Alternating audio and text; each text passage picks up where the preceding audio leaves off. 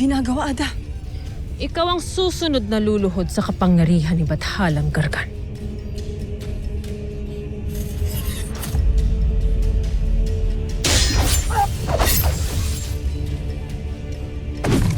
Saan ka patungo, Mini Ave?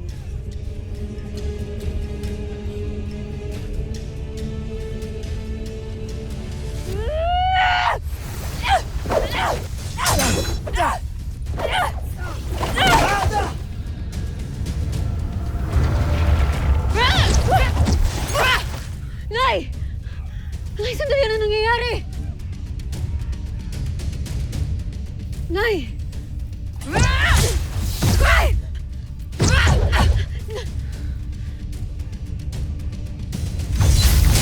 Nay!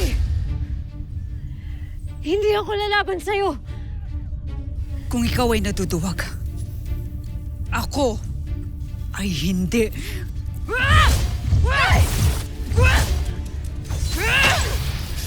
Nay! Nay, ako to! Nay, si Tera to! Sangramihan.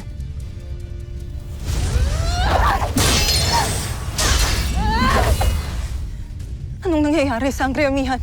Hindi ka isang sangre! Hindi ka karapat-dapat para sa brilyante ng hangin.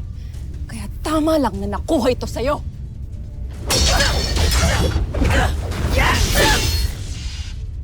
Kahit maubos man ang apoy sa aking katawan na hindi ako titigil. Patapos lamang kanyang kasamaan. Apoy na nanggaling sa akin. Kaya't ako ang papatay sa iyong alap.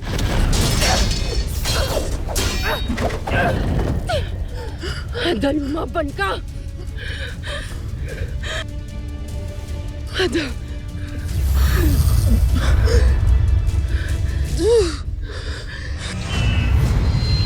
Sheda! Sheda, Ada!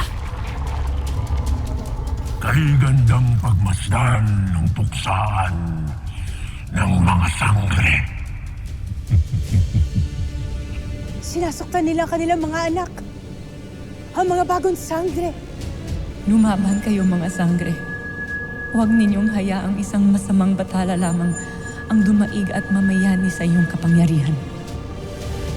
Mahal na Bathaluman, marahil ay panahon na upang magpadala ng karagdagang huko upang tulungan sila sa laban. Masyado ng tuso si Gargan. Buong tiwala ko sa mga sangre.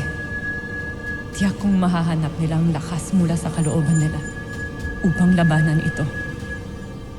Ngunit nagpapatayan na sila.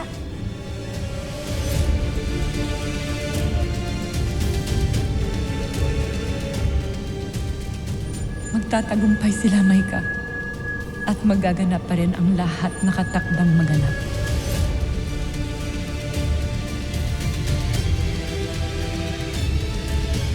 Nuno, ano ang maaari natin gawin upang tulungan sila? Paano kung gamitin natin ang ating mga kapangyarihan muli? Maari nating subukan. Ngunit hindi ko batid kung may bisa ito laban sa kapangyarihan ng isang bathala. Naway malabanan nito ang itim na kapangyarihan ni Gargan. Linisin ang bawat usok at kadilimang nananaan sa kanilang mga puso't isipan.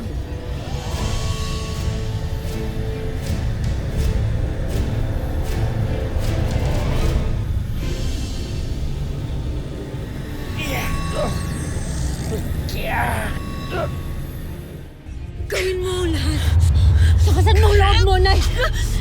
Nay, gawin mo ang lahat ng mga kaya mo para malabanan mo ang kapangyarihan ni Gargan! Nay!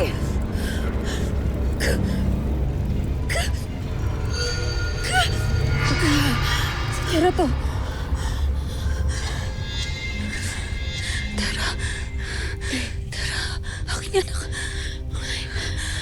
Nay, ako to.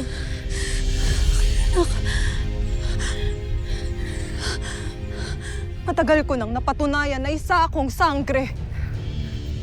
At karapat-dapat na tagapangalaga ng brilyanteng pinangalagaan mo noon.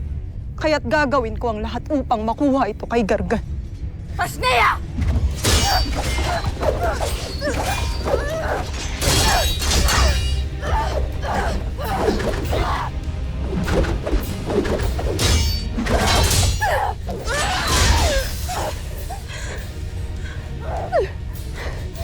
Sangre Amihan, labanan mo ang kapangyarihan ni Gargan. Alalahanin mo kung sino ka, Sangre Amihan. Sangre Amihan, pakinggan mo ako.